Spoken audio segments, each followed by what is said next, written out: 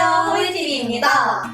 오늘은 비대면 인식 개선 교육으로 여러분을 만나고 있어요. 오늘 주제는 장애 유형별 에티켓, 이것만은 지켜주세요입니다. 우리들 주변에는 귀가 잘 들리지 않는 사람, 눈이 잘 보이지 않는 사람, 말하는 것에 불편함이 있는 사람 등 많은 장애인들이 함께 살아가고 있어요. 혹시 이 영상을 보고 있는 친구들 주변에도 장애를 가진 친구분들이 있나요? 그러면 여러분들이 앞으로 만나게 될지도 모르는 장애인 친구들과 함께하는 법, 같이 알아볼까요? 렛츠 고! 첫 번째로 먼저 몸을 움직이는데 어려움이 있는 친구와 함께하기 위해 지켜야 할 에티켓을 알아볼게요. 먼저 목발은 걷는데 어려움이 있는 경우 사용하게 되는 보조기기예요. 목발을 사용하는 친구와 함께할 때 지켜야 할 에티켓을 알려드릴게요.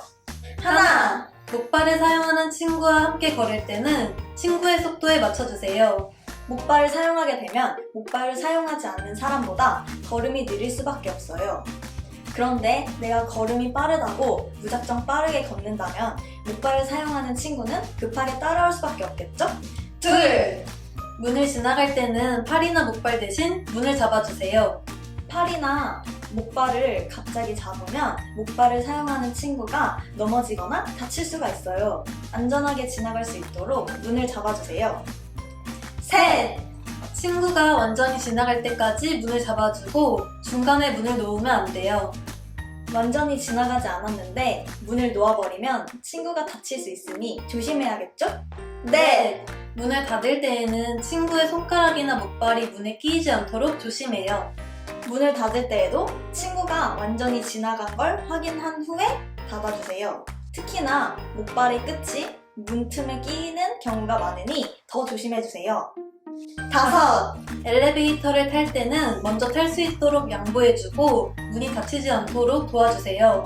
엘리베이터 문이 자동으로 닫혀서 끼이지 않도록 버튼을 눌러주고 양보해주세요.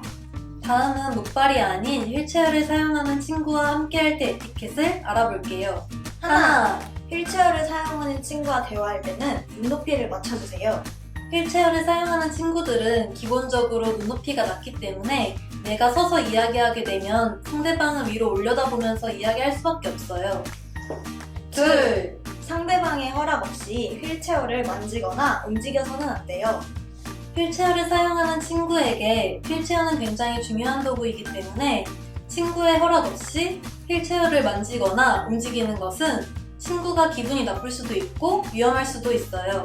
셋! 먼저 휠체어에 탄 친구와 함께 이동하기 전에 휠체어가 갈 수 있는 곳인지 확인해주세요.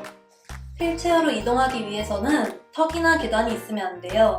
확인하지 않고 이동했다가 휠체어가 들어갈 수 없는 곳이면 난감하겠죠?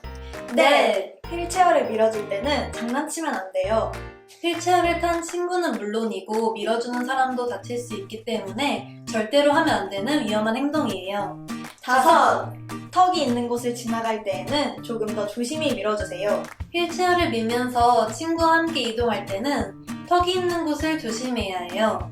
한 번에 턱을 넘어가겠다고 휠체어를 세게 밀거나 부주의하게 밀게 되면 친구가 앞으로 넘어져서 다칠 수 있으니 주의해야 해요. 다음은 눈이 잘 보이지 않는 친구와 대화할 때 지켜야 할 에티켓을 알아볼게요. 하나! 친구에게 다가갈 때는 내가 누구인지 먼저 알려주세요. 눈이 잘 보이지 않는 친구는 다가오는 사람이 친구인지 낯선 사람인지 잘 알 수가 없어요. 꼭 내가 먼저 누구인지 알려주도록 해요. 둘! 시선을 맞추고 대화해주세요. 눈이 잘 보이지 않는다고 다른 곳을 보면서 이야기하거나 다른 행동을 하면서 이야기하면 안 돼요. 시각장애인은 눈이 잘 보이지 않더라도 사람들의 시선을 느끼는 경우가 많다고 해요. 이러한 행동은 신뢰가 될 수 있으니 주의해주세요. 셋! 여러 사람이 대화할 때는 꼭 이름을 부르고 이야기해야 해요. 눈이 잘 보이지 않는 친구는 누구에게 말하고 있는지, 말하는 사람이 누구인지 구별이 어려울 때가 있어요. 꼭 먼저 이름을 부르고 대화하기 잊지 마세요. 네! 잠깐 화장실이나 다른 곳을 다녀올 때는 먼저 이야기해주세요. 말도 없이 다른 곳을 다녀오면 눈이 잘 보이지 않는 친구는 화장실에 갔던 건지 다른 곳을 다녀온 건지 잘 알 수가 없어요.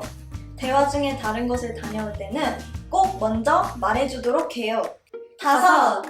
대화 중에 물건을 건네주거나 설명할 때는 무슨 물건인지 몇 개인지 꼭 설명하도록 해요. 말도 없이 물건을 건네면 눈이 잘 보이지 않는 친구는 어떤 물건인지 몇 개인지 알 수가 없는 경우가 있어요. 먼저 알려주고 건네주기 잊지 마세요. 이번엔 눈이 잘 보이지 않는 친구에게 길을 안내할 때 지켜야 할 에티켓 알아볼게요. 하나, 갑자기 옷을 잡아당기거나 어깨를 잡지 않도록 해요. 준비가 되지 않은 상태에서 갑자기 옷이나 어깨가 당겨지게 되면은 친구가 놀랄 수 있으니 주의해주세요. 둘, 반발자국 앞에서 팔을 잡을 수 있도록 팔꿈치를 내밀어주세요. 옆에서 같이 이동하는 것보다는 반발자국 앞에서 친구의 이동을 도와주는 것이 좋고 이때 팔꿈치를 내밀어서 잡고 이동할 수 있도록 도와주세요. 셋! 새로운 장소를 이동할 때는 꼭 주변 상황을 알려주세요. 새로운 장소가 낯설고 익숙하지 않을 수 있고 눈으로 장소를 파악하기 어렵기 때문에 자세히 설명하는 것이 좋겠죠? 넷, 앞서서 이동할 때는 문을 활짝 열어주고 장애물이 있을 때는 꼭 알려주세요. 문을 갑자기 놓아버리면 뒤에서 따라오는 친구가 다칠 수 있고 장애물을 피하기 어렵기 때문에 미리미리 알려주는 것이 좋아요. 5. 시각장애인 안내견을 대할 때는요. 귀엽다고 마음대로 먹이를 주거나 쓰다듬으면 안 돼요. 시각장애인 안내견은 시각장애인의 눈 역할을 하기 때문에 마음대로 쓰다듬거나 먹이를 주는 것은 시각장애인 안내견이 길을 안내하는 데 방해가 될 수 있어요. 이번에는 듣고 말하는 것이 불편한 친구와 함께하는 에티켓 알아볼게요. 하나, 상대방이 알아듣기 쉽게 천천히 이야기해주세요. 천천히 또박또박 이야기해주세요. 둘, 시끄러운 곳에서는 좀 더 가까이 다가서서 이야기해주세요. 좀 더 가까이에서 이야기하거나 가능하다면 입모양을 통해서 이야기하도록 해요. 셋, 내 말을 알아듣지 못한다고 마음대로 반말을 해서는 안 돼요. 잘 들리지 않는다고 해서 반말을 하거나 무시하는 말을 하면 안 돼요. 입모양을 통해 알아들을 수도 있고 알아듣지 못한다 하더라도 이렇게 예의 없는 행동은 하지 말아야겠죠? 넷, 수어를 모른다면 몸짓이나 글을 써서 대화해주세요. 귀가 들리지 않는 친구를 만났는데 수어를 몰라서 대화할 수가 없다고요? 이럴 때는 몸짓을 통해 이야기하거나 글을 써서 이야기하는 것 잊지 마세요. 5. 글을 써서 이야기할 때는 짧고 분명하게 글을 써주세요. 분명하게 쓰는 것은 중요하지만 되도록이면 간결하고 짧게 써주세요. 듣고 말하는 것이 어려운 친구와 대화할 때 지켜야 할 에티켓 이어서 가보도록 할게요. 하나, 마주보고 일정한 소리로 천천히 이야기해주세요.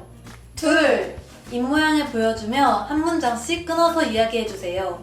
입모양을 읽고 대화하는 친구의 경우에는 다른 곳을 보고 말하거나 문장을 끊어서 말하지 않으면 알아듣기 어려울 수 있어요. 셋! 여럿이서 이야기할 때는 대화 내용을 잘 전달해주고 이야기할 수 있는 기회를 주세요.